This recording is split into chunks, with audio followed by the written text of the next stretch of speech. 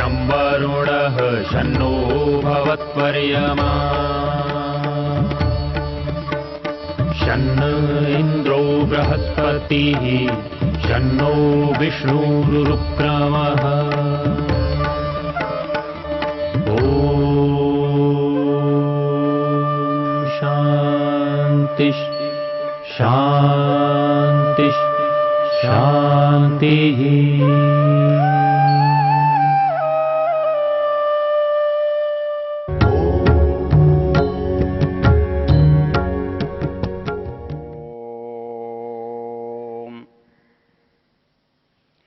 हम इस वेद ज्ञान की चर्चा के प्रसंग में ऋग्वेद के 10वें मंडल के 71वें सूक्त के 8वें मंत्र की चर्चा कर रहे हैं। इसका ऋषि जो है वो बृहस्पति है और ज्ञान इसका देवता है। अर्थात इस मंत्र में ज्ञान के विषय में चर्चा की गई है। मंत्र है हृदातष्टेषु मनसो जवेषु यद ब्राह्मणा संयजन्ते सखाय अत्राहत्वं विजहुर्वेद्याभिर् वह ब्रह्माणो विचरन्त्युत्वे। पीछे के मंत्रों में हमने एक बात देखी थी कि परमेश्वर ने इस संसार में रहने वालों के लिए संसार का समस्त ज्ञान प्रदान किया है, क्योंकि यह संसार मनुष्य के लिए उपयोगी है। मनुष्य इसका उपभोक्ता है, उसका जीवन इस संसार के साधनों से चलता है, तो उसे इसका ज्ञान होना चाहिए। हम जिन भी वस्तुओं को काम में लेते हैं उनको यदि हम जानते न हों, उनके हानि लाभ से हम परिचित न हों, तो हम उसका उपयोग नहीं कर सकते। इसलिए यदि इस संसार में मनुष्य या प्राणी बना है तो उसके लिए क्या उपयोगी है, क्या आवश्यक है, क्या अनुपयोगी है, इसका ज्ञान देना परमेश्वर का कर्तव्य है। क्योंकि संसार का बनाने वाला भी वही है और इस प्राणी और मनुष्य जगत का बनाने वाला भी वही है, तो इन दोनों के संबंध का ज्ञान भी उसे ही है। तो इसलिए यदि वो इन दोनों को बनाएगा तो इन दोनों के संबंध का ज्ञान भी वही देगा।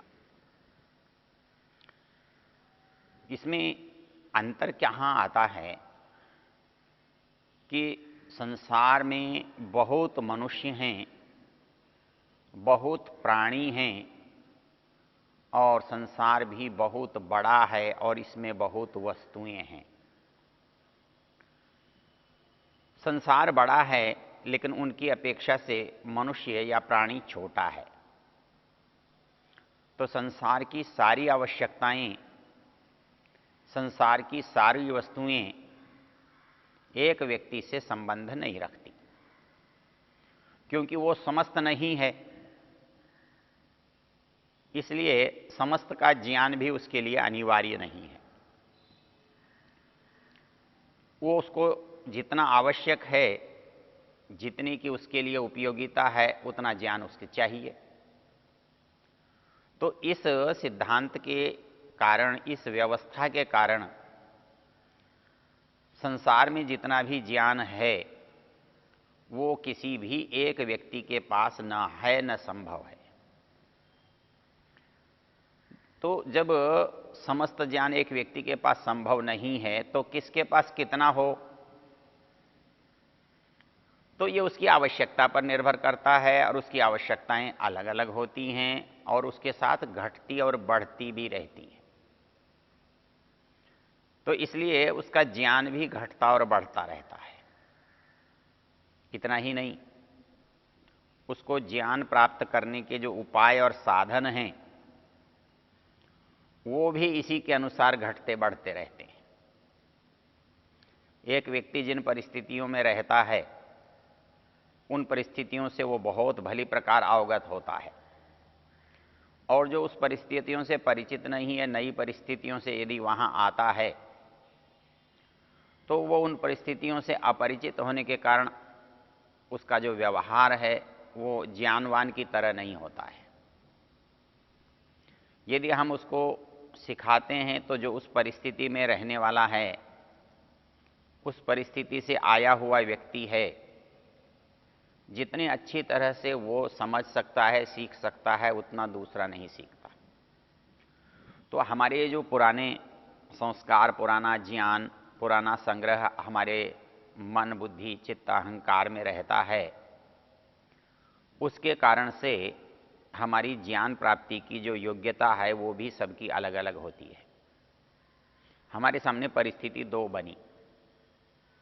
एक तो ये बनी कि हमारे पास धारण करने की योग्यता अलग अलग है, और दूसरी ये बनी कि हमारी जो परिस्थिति और आवश्यकता है वो भी भिन्न भिन्न है। हम भिन्न परिस्थितियों में हैं इसलिए हमारा ज्ञान भिन्न है, हमारी आवश्यकता उपयोगिता भी अलग है इसलिए भी भिन्न है।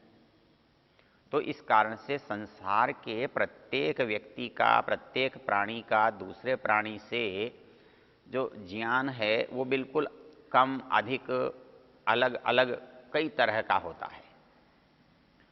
तो इस बात से इन मंत्रों में जो हम चर्चा में देख रहे हैं वो जो अंतर है ज्ञान प्राप्ति का वो क्या है और उनका महत्व क्या है, उनकी उपयोगिता क्या है, ये हमने पिछले मंत्रों में देखा।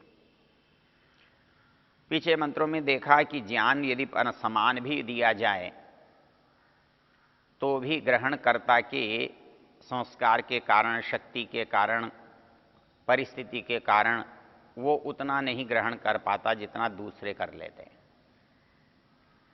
क्योंकि ज्ञान के जो साधन पिछले मंत्र में बताए, आँख हैं, कान हैं, ज्ञानेंद्रियां हैं, वो सबको ईश्वर ने समान दी हैं। एक जैसा देखते हैं, एक जैसा सुनते हैं, एक जैसा अनुभव करते हैं, किंतु ग्रहण करने का जो सामर्थ्य है, हमारी जो शक्ति है, वो अलग अलग होने से हम उसका जो परिणाम है वो अलग अलग देखते हैं। हमने देखा था कि भाई ये कक्षा के विद्यार्थियों को गुरुजी एक तरह से ही पढ़ाते हैं, किंतु परीक्षा के परिणाम को देखते हैं तो कोई फेल हो जाता है, अनुत्तीर्ण हो जाता है, कोई प्रथम श्रेणी में, कोई द्वितीय श्रेणी में, कोई बहुत अच्छी तरह से अंक लेकर के उत्तीर्ण होता है। तो ऐसे जो ज्ञानवान लोग हैं उनके कारण से इस संसार में दो परिस्थितियां बनती हैं। एक तो जिनके पास ज्ञान है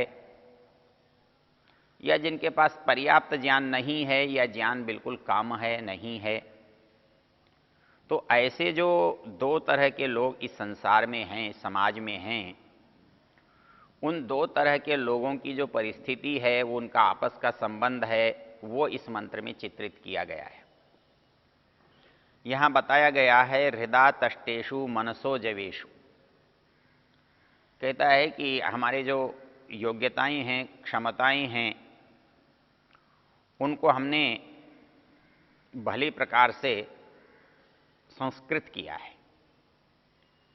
जैसे एक बढ़ई जो है वो पेड़ की लकड़ी को लाता है, पहले उसको अपने हिसाब से काटता है, चीरता है, फिर उसको जोड़ता है, उसके अंदर सफाई लाता है, उसको घिसता है। तो वैसे ही जो ज्ञान वाले लोग हैं, जिनको ज्ञान प्राप्त करना है, वो जब ज्ञान प्राप्त करते हैं तो वो ज्ञान प्राप्त करने के लिए अपने हृदय को संस्कृत करते हैं, उसको योग्य बनाते हैं, और तब वो उसके अंदर अपने ज्ञान को बढ़ा सकते हैं, संग्रहित कर सकते हैं। तो हृदा तष्टेषु मनसो जवेषु यद ब्राह्मणा संयजन्ते सखाया। तो इसका एक समाज में जो परिणाम होता है वो ज्ञानवान लोग इकट्ठे होते हैं। ज्ञानवान लोग आपस में मिल बैठकर चर्चा करते हैं। वो ज्ञानवान लोग मिलकर के जब चर्चा करते हैं तो इस चर्चा की सबसे बड़ी विशेषता होती है कि ज्ञान के आदान प्रदान से उनका ज्ञान बढ़ जाता है। यदि इसको मोटे रूप में हम समझें तो आचार्य चरक ने एक बात तो ये लिखी है कि जो ज्ञानवान व्यक्ति होता है वो हर समय कुछ न कुछ सीखता है, सारा संसार उसके लिए गुरु के तुल्य होता है। कृत्स्नो ही लोको बुद्धिमताम आचार्यः शत्रुश्च अबुद्धिमताम। मूर्ख व्यक्ति किसी को अपना शत्रु मानता है, दुश्मन समझता है, लेकिन बुद्धिमान व्यक्ति उसमें से भी कुछ ग्रहण कर लेता है। उसको भी वो गुरु के जैसे कोई न कोई बात सीखने को मिल जाती है। तो आचार्य चरक ने एक बात लिखी है कि ज्ञान के बढ़ाने का जो एक उपाय है गुरु से पढ़ना, वहाँ उससे भी अच्छा उपाय है जहाँ ज्ञानी लोग बैठते हैं उनके साथ बैठना। क्योंकि ज्ञानी लोग बैठेंगे तो ज्ञान की चर्चा होगी। ज्ञान की चर्चा होगी तो विभिन्न विषय जो और किसी प्रसंग में नहीं आते, इस प्रसंग में निकलते हैं, खुलते हैं, और वो ज्ञान मनुष्य को अनायास मिलता है। इसके साथ वो एक और बात कहते हैं आचार्य चरक, सामान्य रूप से जब कोई व्यक्ति किसी को सिखाता है तो वो उसकी पात्रता देख करके, आवश्यकता देख करके उतना ही सिखाता है या सिखाना चाहता है जितने की योग्यता, जितने की आवश्यकता उसको उस पात्र में अनुभव होती है। लेकिन जब वो संवाद की स्थिति में होता है, विद्वानों के बीच में होता है, चर्चा का जब वो केंद्र होता है, तो एक मनोविज्ञान यहाँ काम करता है। उस चर्चा में उसकी इच्छा अपने समस्त ज्ञान को प्रकाशित करने की होती है, अपने को सर्वोपरि सिद्ध करने की होती है, अपने पक्ष को विजयी बनाने की होती है।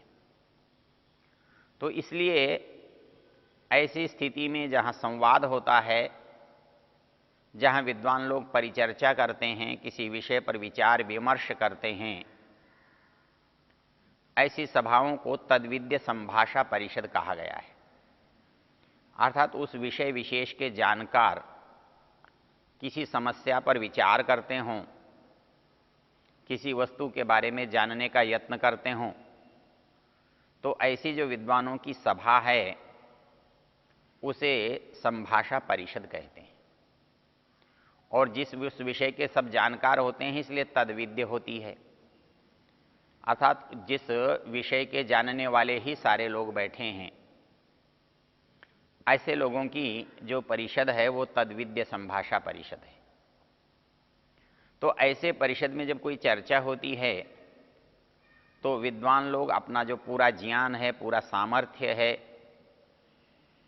अपने सारे युक्ति प्रमाण हैं, वो अपने पक्ष को पुष्ट करने के लिए, प्रकट करने के लिए, स्पष्ट करने के लिए उपस्थित कर देते हैं। इसलिए जो व्यक्ति इन सभाओं में भाग लेता है, इन सभाओं में उपस्थित होता है, उसको अनायास ही ऐसे ज्ञान विज्ञान की प्राप्ति हो जाती है जो नियमित पठन पाठन में संभव नहीं है। एक तो इतने विद्वान एक साथ विद्या में पढ़ते हुए होते नहीं हैं। संवाद में विद्वानों की संख्या बड़ी होती है और सभी का ज्ञान भिन्न भिन्न कोटि का होता है, भिन्न भिन्न तरह का, भिन्न भिन्न विषयों से जुड़ा हुआ होता है।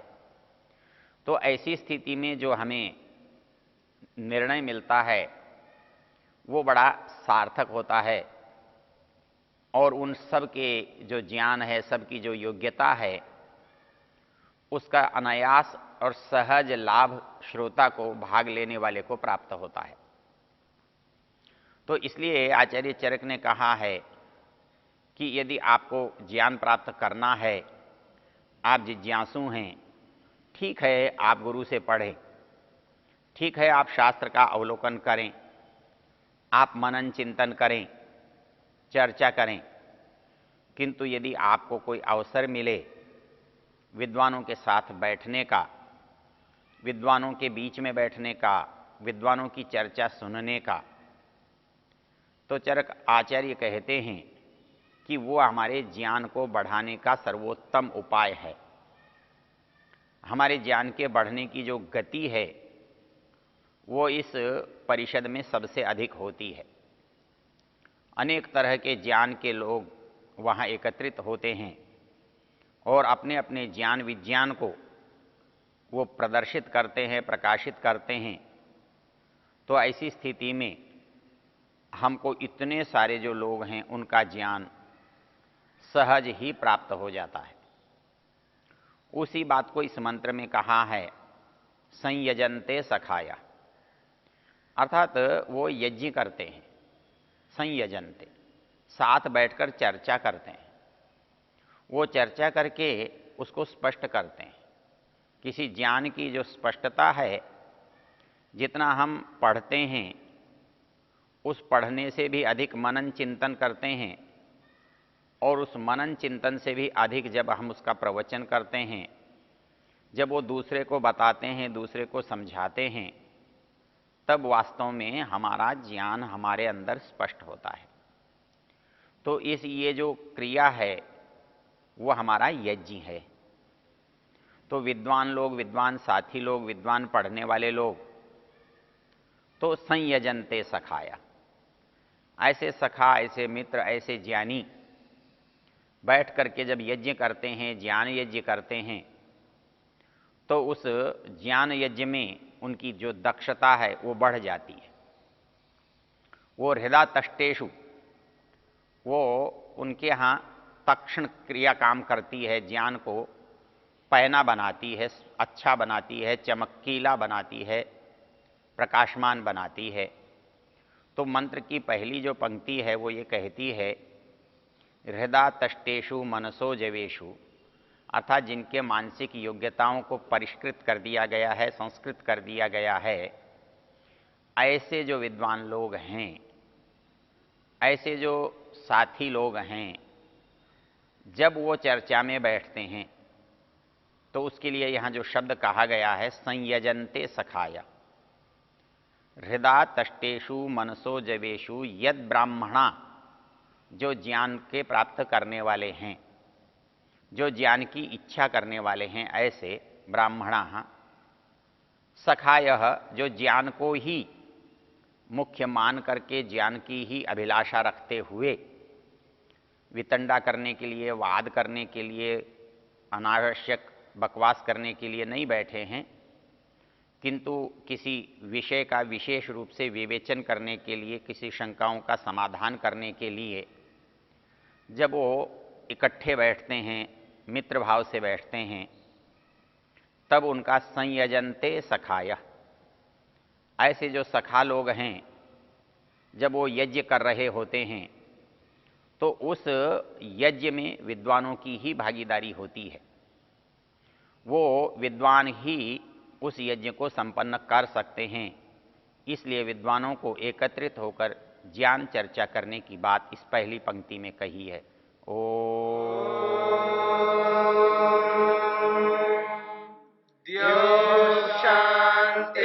शांतिरंतरिक्षं शांति पृथिवी शांतिरापः शांतिरोषधयः शांतिः वनस्पतयः शांतिर्विश्वे देवा शांतिर्ब्रह्म शांति सर्वं शांति शांतिरेव शांति क्षमा शांतिरेधि।